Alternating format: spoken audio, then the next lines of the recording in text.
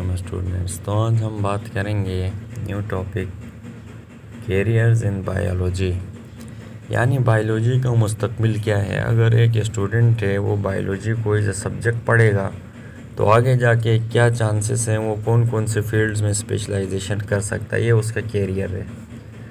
The career of a student is subject to obtain a degree. याद रखिएगा, इंसान का जाया जो स्टूडेंट जो तालिब इल्म है उसका एक मकसद है कि वो डिग्री हासिल करे। The students who have chosen biology, अब वो स्टूडेंट जिन्होंने बायोलॉजी चूज़ की है, they can plan to adopt some as a career in following fields. तो आप ये जो मंदरजा झेल नीचे दी गई फील्ड्स हैं, इनसे क्या कर सकते हैं, अपना कैरियर एडॉप्ट कर सकते हैं कि आपने बायोलॉजी की किस फील्ड में डिग्री लेनी है। पहली है डिग्री जो आपको मिलेगी मेडिसन एंड सर्जरी। अब मेडिसन क्या है? Medicine deals with diagnosis and treatment of disease. याद रखिएगा, अगर आप मेडिसन में डिग्री लेते हैं तो आप क्या करेंगे, एक तो डायग्नोसिस, किसी भी डिजीज़ की तशख़ीस करेंगे, यानी उसके बारे में आप उसकी अलामत आपको पता चलेंगी, उसके माहिर बन जाएंगे। न सिर्फ आप डायग्नोस करेंगे, मर्ज़ की तशख़ीस करेंगे पेशेंट के अंदर जो मर्ज़ है, बल्कि क्या करेंगे, ट्रीटमेंट ऑफ डिजीज़। तो जो मेडिसन में डिग्री लेगा वो इलाज भी करेगा उन बीमारियों का। एंड सर्जरी, और जो सर्जरी में जो डिग्री लेगा, deals with repair, replacement and removal of the affected organ, यानी खुदा न ख्वास्ता इंसानों की या ह्यूमन बॉडी या एनिमल्स की बॉडी में कोई ऑर्गन अफेक्टेड है, नुकसान हुआ है, तो सर्जरी के थ्रू या तो उसको रिपेयर, कभी किसी बोन में फ्रैक्चर होता है या टूट जाता है तो उसको दोबारा रिपेयर करते हैं, जोड़ देते हैं, या ज़्यादा इफ़ेक्ट है तो रिप्लेस करते हैं, यानी उसको रिमूव किया जाता है इफेक्टेड आर्गन को, उसकी जगह में एक हेल्दी आर्गन रिप्लेसमेंट करती है। तो ये एक सर्जन का काम होता है, या जो सर्जरी पढ़ता है उसका काम होता है। ये फील्ड भी आप चूज़ कर सकते हैं। तीसरी फील्ड है एग्रीकल्चर। एग्रीकल्चर में क्या करते हैं, deals with production of variety of crops, यानी ये जो फसलें हम उगा रहे हैं, वीट है, मेज़ है, गंदम, ये सारे फ्रूट्स हो गए, जैसे सेब है, इनकी भी वैरायटीज़ हैं मुख्तलिफ, सेब की भी, इसी तरह अखरोट है, इनकी भी वैरायटीज़। वेजिटेबल्स की बात करें तो जैसे पालक है, गाजर है, ये वेजिटेबल्स की varieties. Dairy products, dairy products में क्या क्या आते हैं, याद रखिएगा, डेयरी प्रोडक्ट्स में दूध है, दही है, पनीर है, ये सारे डेयरी प्रोडक्ट्स। तो एग्रीकल्चर बहुत बड़ी ब्रांच है, बहुत वसी है सबसे ज़्यादा। तो इन सब चीज़ों के अंदर एग्रीकल्चर में आप डिग्री हासिल कर सकते हैं।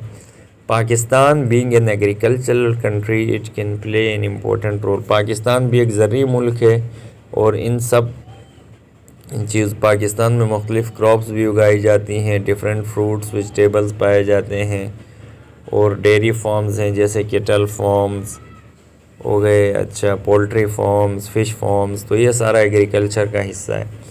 उसके बाद है horticulture. Horticulture students, this is also part of agriculture, ये भी एग्रीकल्चर का ही हिस्सा है। in which work is carried out for the development of new varieties of plants and their products। इसमें हम क्या करते हैं, न्यू वैरायटी लेके आते हैं प्लांट्स में, जिसको आजकल की ज़ुबान में हाइब्रिड कहा जाता है। हाइब्रिड यानी ऐसे सीड्स होते हैं या ऐसे प्लांट्स, ऐसी क्रॉप्स, ऐसे एनिमल्स जिनमें पेरेंट्स की निस्बत, यानी जो ऑफ स्प्रिंग्स हैं उनमें अच्छी क्वालिटी के होंगे, बीज हैं तो वो भी अच्छी क्वालिटी के, बड़ी साइज़ वाले होंगे। अगर ऑर्गेनिज़म है तो उनमें मीट प्रोडक्शन ज़्यादा होगी, यानी उनमें अच्छे कैरेक्टर्स होंगे। ये हॉर्टिकल्चर एक न्यू ब्रांच आई है अभी, इसमें भी आप स्पेशलाइजेशन कर सकते हैं बायोलॉजी पढ़ के, इसमें भी शौक़ है तो आपको। फिर फॉरेस्ट्री का जिनको शौक़ है, forest are the source of biodiversity of plants. याद रखें, जंगलात हमारे पास सबसे ज़्यादा प्लांट्स की जो वैरायटी है वो फॉरेस्ट में होती है, ये सोर्स हैं वैरायटी के प्लांट्स की। And animals of many kinds, और याद रखिएगा फॉरेस्ट में एनिमल की भी बहुत सारी वैरायटीज़ होती हैं विच लिव देयर, जो वहाँ पे रहते हैं। It is important in development of new forest. याद रखिएगा, हमें चाहिए कि न्यू फॉरेस्ट को क्या करें, वो डेवलप करें, बनाएं। क्यों बनाएं? ताकि हमारे पास ये प्लांट्स की बायोडाइवर्सिटी बढ़े और एनिमल्स की, as well as preservation of existing ones. और एक काम क्या करना है, याद रखिएगा, वहाँ पर जो प्लांट्स हैं या वहाँ जो एनिमल, उनको कोई इफ़ेक्ट ना हो, उनकी यानी जो नस्ल है वो ख़त्म ना हो।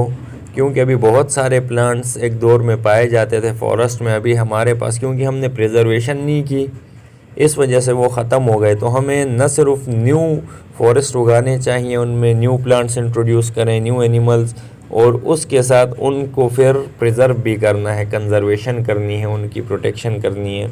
ये हमारा फ़र्ज़ है।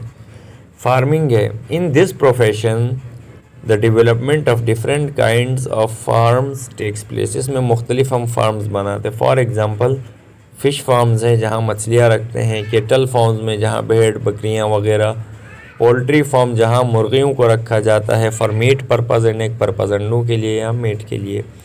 इनमें क्या करेंगे, न्यू टेक्नोलॉजीज़ यूज़ करें for the protection of animals, animals के लिए as a source of meat, meat क्योंकि हम एनिमल से हासिल कर रहे हैं, एंड मिल्क, दूध भी, और ये लेदर, चमड़े का भी ज़रिए जो लेदर इंडस्ट्री में, एंड वूल, और वूल के ज़रिए बहुत सारे कपड़े बनते हैं सर्दियों के लिए। तो ये फार्मिंग के अंदर भी हम क्या कर सकते हैं, अपने स्पेशलाइजेशन कर सकते हैं। एनिमल हस्बेंड्री है, ये भी बायोलॉजी में आप कर सकते हैं। It deals with the care and breeding of animals which are beneficial for man. याद रखिए, एनिमल जो हस्बेंड्री में हम मुख्तलिफ़ एनिमल्स जो इंसानों के लिए फ़ायदेमंद हैं उनकी का ख़याल रखा जाता है, उनको टाइम पे खाना देते हैं, उनको पानी दिया जाता है, उनको बीमारियां होती है तो ट्रीटमेंट करते हैं। एंड ब्रीडिंग, इसमें ख़ास बात ब्रीडिंग है। ब्रीड यानी दो डिफरेंट पेरेंट्स के क्रॉस से एक जो न्यू वैरायटी आती है वो कहलाती है ब्रीड। तो यहाँ हम न्यू ब्रीड्स एनिमल्स की भी, और एनिमल्स की न्यू ब्रीड्स यानी जो बेनिफिशियल हो ह्यूमन के लिए, उनको क्रॉस करवा के न्यू वैरायटीज़ हासिल करते हैं एनिमल्स की। इसी को एनिमल हस्बेंड्री कहते हैं। उसके बाद है fisheries. This profession deals with increased quantity and quality of fish. इनका काम क्या है, फ़िश की प्रोडक्शन बढ़ाना है। जितनी फ़िश की प्रोडक्शन बढ़ेगी उतना रेवेन्यू होगा, और इंक्रीज़ क्वांटिटी। याद रखिएगा, कुछ फ़िशेस ऐसी होती हैं जो बहुत कम अरसे में बहुत ज़्यादा मीट आ जाता है उनकी बॉडी में, तो यानी ऐसी फ़िशेस की प्रोडक्शन करें जिनकी क्वालिटी भी अच्छी हो और जल्दी भी उन बड़ी हो जाती हों, यानी क्वांटिटी भी। Fish is one best source of proteins, और ये फ़िशेस से हमें प्रोटीन्स हासिल हो। तो फिशरीज़ के अंदर भी आप, यानी बायोलॉजी में, इसके अंदर भी आप स्पेशलाइजेशन कर सकते हैं। Biotechnology, this is very important, ये बहुत अहम है, एंड सेंसिटिव प्रोफेशन, और एक तरह से सेंसिटिव भी है। अब सेंसिटिव कैसे है, याद रखिएगा, इसमें क्या करते हैं, it deals with manipulation of genes. Genes देखें आम आँख से नज़र नहीं आते, तो इसलिए ये सेंसिटिव है। अब क्या करते हैं, यानी जो सूटेबल केमिकल, हमें कोई प्रोडक्ट करना है जो हमें चाहिए, तो हम जीन्स के ज़रिए वो काम लेंगे और वो केमिकल डिज़ायर्ड वो हम हासिल करेंगे। सच इज़ इंसुलिन, अभी जैसे जो डायबिटीज़ मेलेटिस या शुगर के मरीज़ हैं उनके लिए इंसुलिन की प्रोडक्शन भी बायोटेक्नोलॉजी के ज़रिए होती है। ग्रोथ हार्मोन, यानी जो लोग कद में छोटे हैं उनके लिए ग्रोथ हार्मोन्स, इंटरफेरॉन्स, यानी इन सब की जो प्रोडक्शन हो रही है केमिकल प्रोडक्ट्स की डिफरेंट डिजीज़ के लिए, इनको किससे हासिल कर रहे हैं, बायोटेक्नोलॉजी के ज़रिए। तो इसी को from bacteria as well as other, bacteria से भी हम फ़ायदे हासिल कर रहे हैं और दूसरे ऑर्गेनिज़म से भी। तो ये आज आपका हमने समझाया कि कैरियर्स इन बायोलॉजी, बायोलॉजी में ये सारी ब्रांचेस है स्टूडेंट्स, इन सब में आप क्या कर सकते हैं, स्पेशलाइजेशन कर सकते हैं। ब्रीफली आपको समझा दिया है। आप मेडिसिन में करें, सर्जरी में, इन सब में से जिसमें आपको इंटरेस्ट है, एग्रीकल्चर है, horticulture, forestry, farming, animal husbandry और एटसेट्रा, इसी के साथ हम आपसे इजाज़त चाहते हैं।